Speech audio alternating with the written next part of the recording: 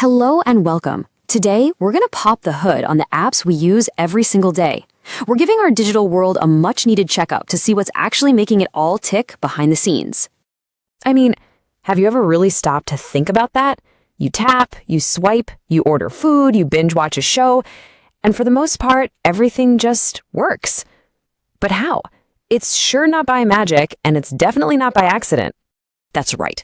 The secret is this massive, invisible army of people and robots whose entire job is to find and squash bugs before they ever get to you. They are, quite literally, the quality control for the code that runs our modern lives. All right, so let's get right into this digital checkup.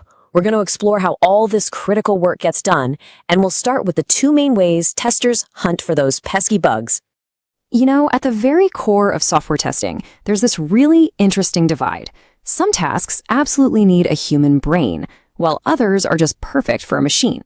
This is the classic showdown, manual versus automation. And these analogies really nail it. Think about manual testing like a human proofreader for a novel. They're not just catching typos, are they? No. They're looking at the tone, the feel, the little things that a computer would just glide right over. But automation?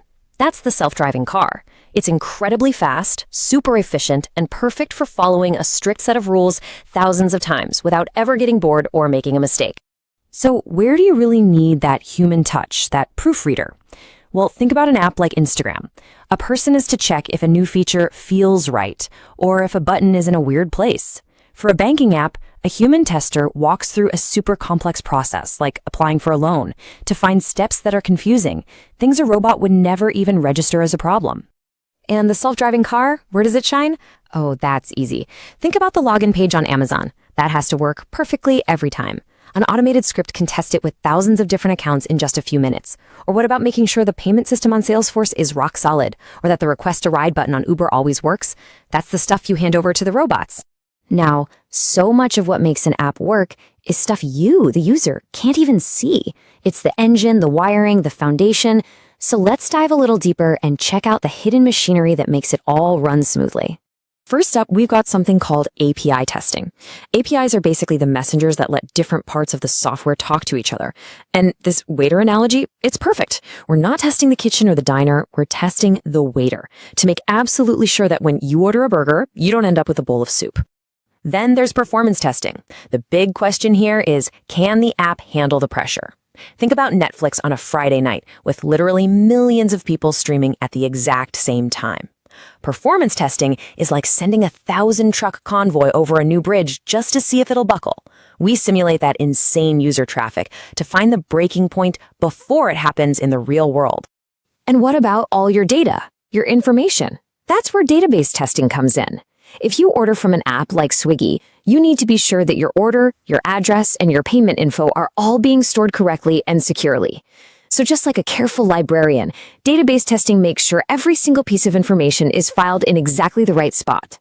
And of course, there's security. This one is absolutely non-negotiable, especially for apps like PayPal that are handling your money. Security testers are basically professional, ethical hackers. Their job is to try and break in. They rattle every digital doorknob and check every window to find weaknesses before the bad guys do. Because just one tiny vulnerability can lead to a massive data breach. Okay, so all of that is already pretty complex. But what happens when the software starts to, well, think for itself? Let's talk about the brand new frontier, testing artificial intelligence. This is such a great way to think about it. See, testing an AI like ChatGPT isn't like a simple math problem with one right answer. It's a lot more like grading an essay. You have to check if the final answer is right, sure, but you also have to look at how it got there. Is the logic sound? And crucially, is it biased? And that means AI testing has to go way deeper. It's checking for accuracy, of course, but it's also actively hunting for hidden biases that might have crept in from the training data. Plus, it has to watch out for something called model drift. That's when the AI actually gets dumber over time because the real world has changed and its knowledge is out of date. And here is the absolute key takeaway. Accuracy and fairness are not the same thing. An AI can be 99% accurate, but if that 1% of errors is always targeting the same group of people or the same type of data, well, then you have a really big problem. Fixing that kind of imbalance is one of the toughest challenges in AI today. So we have all these different kinds of testing: manual, automated, security, AI. How on earth does it all get organized? Well, it's all part of a super efficient process, a kind of digital assembly line for software that we often call a DevOps pipeline. And here's the basic flow. First, developers write code using tools called IDEs. Think of them as the developer's ultimate toolkit. Then they save and work on that code together using something like GitHub, which is pretty much Google Docs for code. And finally, a tool like Jenkins acts as the factory conveyor belt. It automatically grabs the new code, runs it through all those tests we just talked about, and raises a red flag if anything breaks. And that very first step, choosing the right tool for the job, is so important. These different integrated development environments, or IDEs, they're all specialized. A developer building a website might use VS Code, but someone building an Android app is probably going to use Android Studio. You got to have the right tool for the job. And woven through this entire assembly line are some golden rules of security that you just cannot break. Things like never, ever uploading passwords or secret keys to a public place like GitHub, and always encrypting sensitive data. It's when people break these basic rules that you hear about those massive data breaches on the news. So, at the end of our little digital checkup, what's the big takeaway?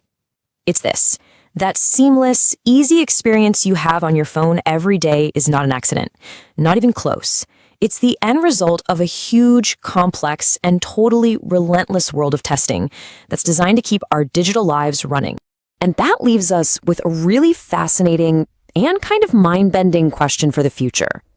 We are right on the cusp of an era where AI is going to start writing a lot of its own code. So when that happens, who, or maybe what, is going to be in charge of testing it? That's a puzzle that the next generation of tech is going to have to solve. Thanks for joining me.